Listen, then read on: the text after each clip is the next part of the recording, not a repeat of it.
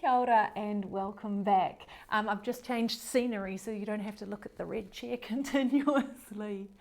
So we've just come out of looking at prior knowledge, what we know about education so far, and how people used to be educated at home, and they learned the skills that they needed for the roles they needed to play. And if they did go into higher education, they often had a private tutor at home, or they had small little private tutor groups that met together.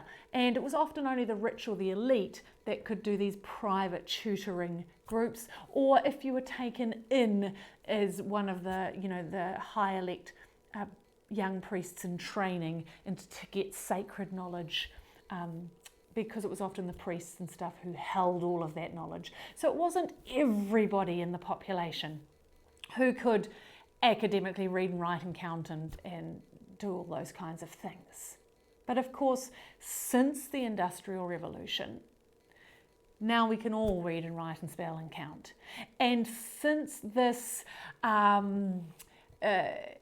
information age, this technology age, this invention of the internet, knowledge is now exceptionally widespread. We've all got it at our fingertips. Tippy-typey, and I can be flooded with information. So the sacredness and the special, where only a few held the power of the knowledge, now the masses hold the power of the knowledge. And because we're all thinking and learning and educating now, it's really good for us to understand, how does one think?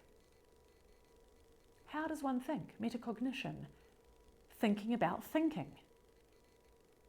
There are stages to thinking and there are stages to learning. There's stages to learning new tasks so that it gets into our long-term memory and gets into our bodies and we can perform these tasks. Let's take the task of driving a vehicle. Let's take the task of becoming an Olympic swimmer. These tasks take a lot of practice, and there's various stages that the person has to go through to learn in their thinking and their learning in order to master the task and come out the other end, having learned this new skill. And if we understand these stages of learning, we can help our kids go, right, in order for you to have these skills, this is the kind of process you're going to need to go through to learn how to take on board these new skills. So, learning, of course, is not what we call discrete. It's not that you learn one skill and it's completely separate. Once you've done that, the door is closed, and then you learn a completely separate new skill, and then the door is closed, and then you learn a completely separate new skill, and then the door is closed, and then they're not discrete individual things. Learning is all mushed together, and it comes up and it's travelling along, and it might come back a little bit, and then another thread will come in from another side and join it, and then they might both go up together, and they might come back a bit and they'll branch sideways, and another thread will come in, and it's moving. It's moving. It's continuous. Learning is continuous, and we're forever adding to it. As soon as we think we know something, we just watch another YouTube video and read another book and realise we don't know it, and there's still so much to learn. Learning is continuous. So there are three main stages, the experts say, according to learning new things.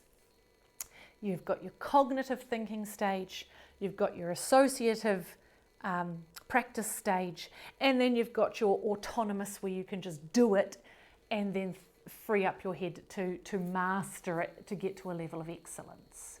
So let's look at the example of learning to drive a car. That very first cognitive thinking stage, in order to learn to drive the car at first, you've got all your prior knowledge. You've been watching some other people drive the car. You know the seating position. You know they put their belt on. You know they do something with this gear lever here. You're not 100% sure what, but you know it's numbered 1 to 6 and there's an R in there.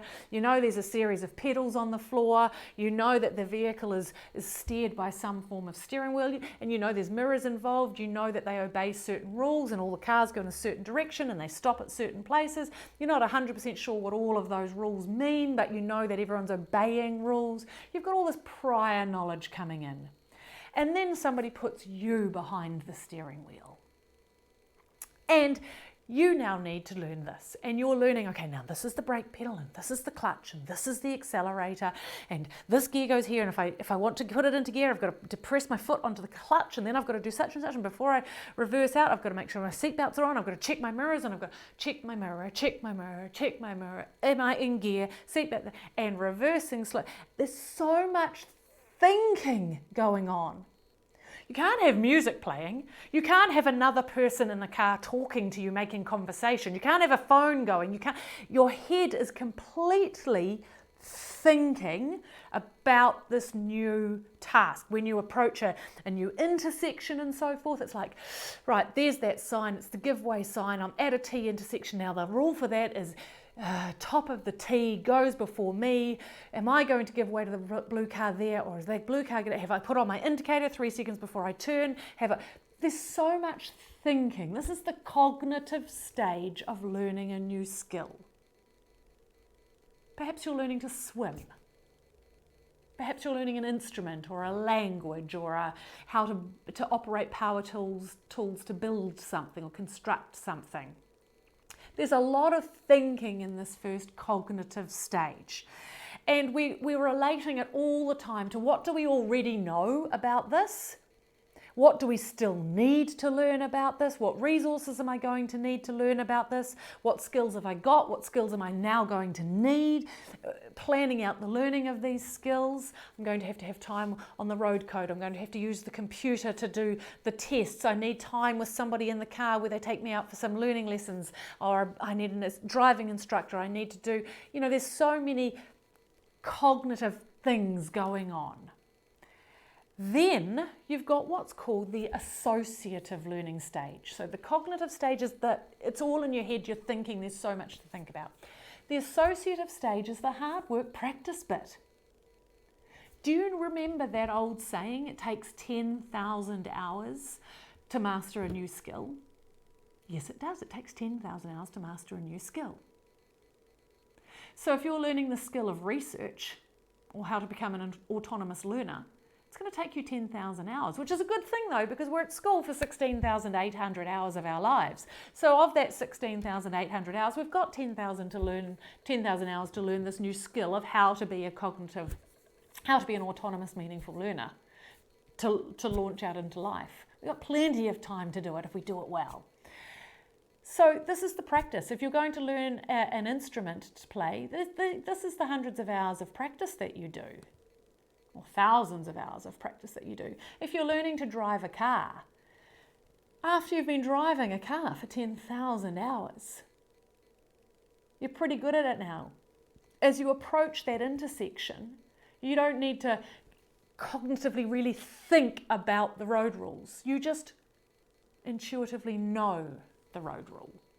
As you approach the intersection, you know who has right of way. If you're learning to become a competitive swimmer, this is your hours and hours and hours in the pool, working on your turns and coming back and putting in the hours and building up your strength and doing the hours of nutrition and speed training and weight training and pool time. And this is the practice time, the associative learning stage. You do the hard work. Build the models if you're creating something, build the prototypes. You're working on CAD, designing the things if you're going to create something. So you've got your cognitive thinking stage at the beginning, then you've got your associative practice, put in the hours stage, and then finally, when that's up, you're getting towards what we call an autonomous learner. And that's where we want our secondary, our teenage kids to be heading, to become autonomous learners by the time they leave school, by the time they leave formal education, so that they can go through life as an autonomous learner. The autonomous learner, the brain is now freed up from all that thinking. Your body just does the task without thinking. And now you can strive for excellence, because now the brain space is freed up for you to focus on the tiny details that will make a difference between average, mediocre and excellence. And that striving for excellence is what we're looking for. That mastering of a skill, not just getting by, but actually getting good. So once Michael Phelps has done 10,000 hours in the pool and the gym and the nutrition and the trainers he doesn't have to think about swimming anymore. His brain space, his body just does it. So now his brain is freed up and his coach can say, look at these videos. See what happens when you do your turn here. See what your competitors do. See, and you could focus in on those minute things. And that's the difference between a gold and not a gold. Same with driving. After you've done 10,000 hours, you can actually have conversations with people in the car. You can have the radio on now. You can have people chatting in the back seat because you can still drive really effectively and you're able to observe everything that's going on and you know all the road rules and you're completely in control of the motor vehicle, even though there's people talking and doing various things around you, because your brain space is now freed up and you can really perfect your driving and safely get to destinations without the distractions. These are the stages of thinking. Cognitive thinking stage, followed by the associative, practice it, put in the hours, followed by the once you're autonomous now and you're out of your brain, it's in your body, now you can tweak it and strive for excellence and make those little changes. Those are the stages of learning. I'm going to show you now as we work our way around the blackboards how that looks in relation to the program that we've put together. It's quite exciting. Come and join me.